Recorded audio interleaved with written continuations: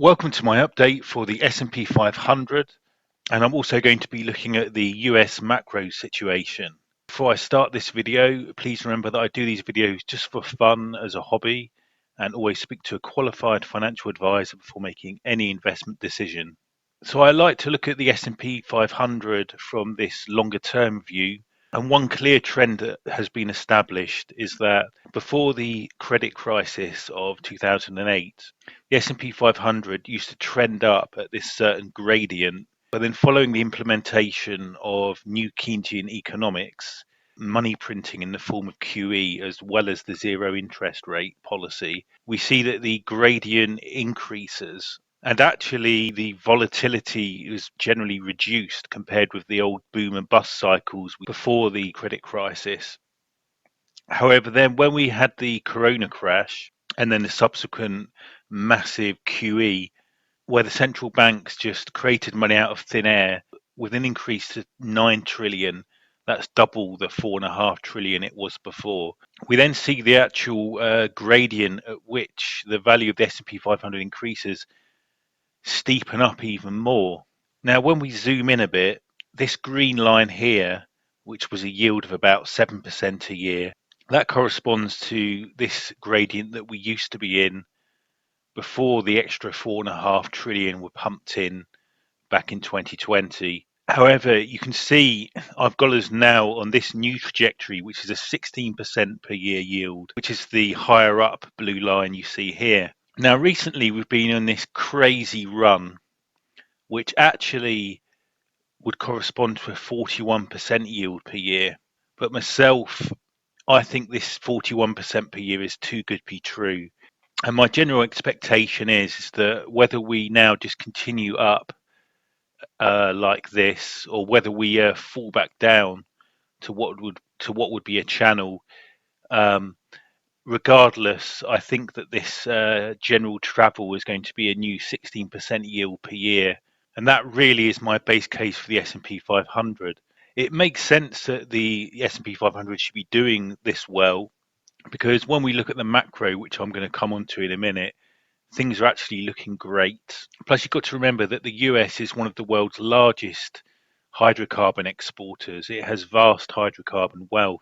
Plus, when you look at the composition of the S&P 500, it's got all of the world's best performing stocks with cutting edge technology. Quite a contrast with even European stock markets, say the UK, where we've actually got more second rate companies. They're older technologies like banking, pharmaceuticals, oil companies, tobacco companies. So whereas the US have got these as well, they've also got the latest cutting edge technology companies, which we don't possess meaningfully. This 16% yield per year, it does make sense to me. But as I say, it's just uncertain whether we'll fall back down to this line here, or if we continue that gradient from where we are now. So looking at the macro, I focus on the main objectives of the government, which are 2% GDP growth, low unemployment, and inflation targeted at about 2% a year,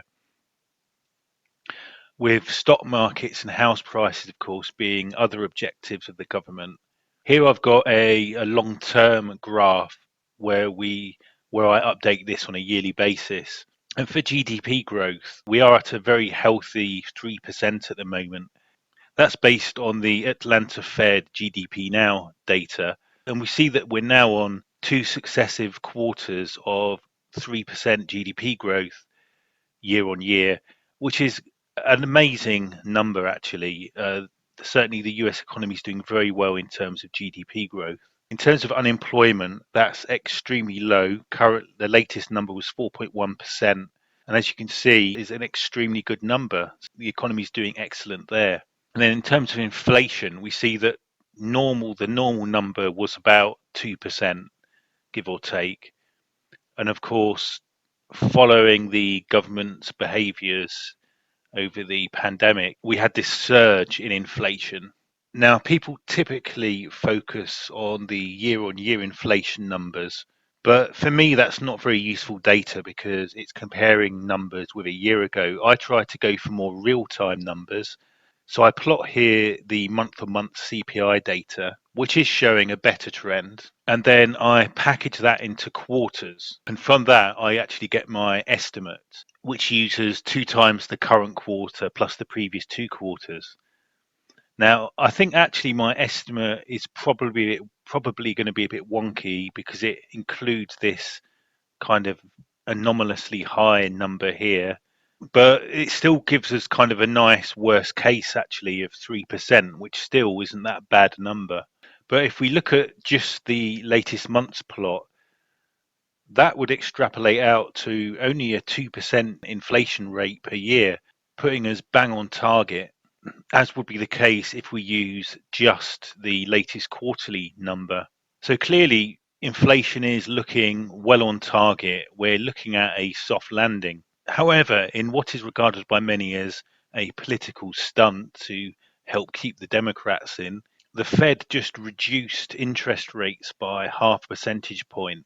I've got the long-term interest rates in black in this graph, and we see they're starting to drop down. But personally, given that all the other data is looking so great, and also given some fiscal considerations, which I'll go into in a moment, it's hard for me to see them dropping it much more, because given these other numbers, surely that would create inflation. So unless there's deflation coming from everywhere else in the world and stuff, I can't really see them dropping it that much. Indeed, if we look here at historical interest rates, we see that the zero interest rates which we had since the start of the new Keynesian Economics period, that was the exception to the norm. You know, the norm was for us to have much higher interest rates, where with rates about where they are now, kind of actually fairly favourable in historical terms. So here's my slide on New Keynesian Economics, where the government objectives of 2% GDP growth, low unemployment, and about 2% inflation is controlled by using interest rates and quantitative easing adjustments. This is enabled really by two things: nascent deflationary forces in the world and having a strong and stable currency. Now, one thing that's enabled them to pursue these policies ever since the credit crisis, as you can see in this graph, where we got to 0% interest rates and the pumping up of QE from that moment. One thing that enabled this was we had these deflationary forces inherent in the world, particularly the growth of the internet and technology and globalization, which China played a large part in, making available cheap goods for everyone. So in this environment of deflationary forces, this enabled this extremely loose monetary policy. Now, you do get inflationary forces that can counter that sometimes,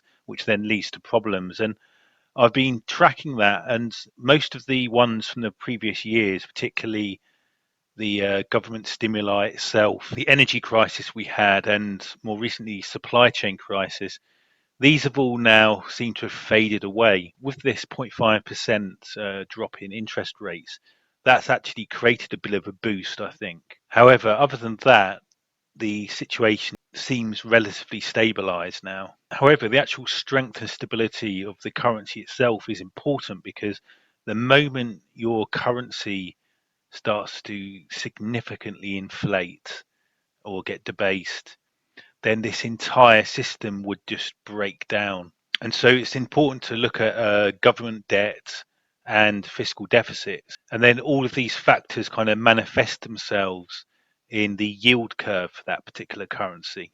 Now, government debt and fiscal deficit, I visualize in this chart here, and although they're definitely worse than was the case historically, they seem to be kind of stabilized a bit worse, but at least it's kind of stabilized. And in fact, this year, as a percentage of GDP, the debt's actually slowly reducing. But the fiscal deficit is persistently worse than it was since the government seemed to go into a more socialization mode following the COVID crisis. So I've got here the latest US Treasury report, where we see their expenditure We've now spent 6 billion already so far this fiscal year, whereas in the entire financial year for 2019, we only spent 4.4 billion. So that gives you some example of how the US government really has become bloated and is spending far too much money at the moment. And also we have here the interest on the government debt, which has increased from 8% in 2019 to 13% now. Now, although that is bad, I wouldn't say that was crisis yet, but this does kind of embattle the US dollar to some extent. And here we see the tax money that the US government has received this fiscal year to August, and here it's spending. And as you can see, there's a 30% shortfall between the taxes coming in and the money being spent. So the US government is definitely spending beyond its means. And I think this manifests itself when you look at the yield curve. I think this will lead to higher yields on the long end of the curve. So the US dollar is kind of embattled by this fiscal indiscipline. When you look at the actual US dollar, it is actually stable and remaining fairly strong. When you look in the long term, it is holding up quite well, it seems. Now, zooming in though, it did drop out of this technical pattern recently, and we are wondering, does that turn into a longer term trend? But we've actually, only in the last couple of weeks, been reversing that. However, staying nice and sensible in these long term trends, the US dollar seems to be holding up well. I think the fiscal indiscipline, if anything, helps support the argument for higher interest rates in the long run, or them staying relatively high in the long run. But it's important that I have a yellow flag over the US dollar here, mainly because we have a inverted yield curve still. Now, when you have inverted yield curves, that's normally supposed to lead to a recession, which hasn't happened. But as long as we have this inverted yield curve, I really need to yellow flag the US dollar in my schematic here. I've kind of got a gut feeling that the US government may reduce rates to a bit more, but not much below 4%. And then because of all the fiscal indiscipline, it will have to pay higher interest on its bonds, and that could be a mechanism how we get to a normal yield curve. Finally, I like to take a look at the M2 graph. Now, I'm not going to go into detail about the fiat banking system. If you look at my YouTube channel, here's the video I did on this. And you can also watch this video if you go and take a look at my Twitter account or X account, where you can also download the images for yourself. But one of my main deductions on the fiat banking system, which is the system on which our entire global economy operates, is it really does go hand in hand with this exponential increase in M2 money supply, as our financial system requires more and more debt in order for it to grow, which requires more and more money to exist in order to continue growing. And we have this very interesting exponential trend in M2 money supply. And then knowing this does make the long-term trend in the S&P 500 a lot more understandable. And really there's two things that are kind of certain from that. Setting aside World War III or being hit by a meteorite, we can expect these stocks to keep on going up, and we can expect inflation. Those are the two things as certain as taxes. Those seem to be two certainties as long as this trend continues in money supply. So to summarize this video, I feel fairly confident that we're now in a new gradient of the S&P 500 as the government continues new Keynesian Economics monetary policies. I'm not sure if we just kind of continue in this trend from where we are now, or if there's some kind of drop back down to what would then be a channel here. But either way, in the long run, I'm looking at this 16% per year yield.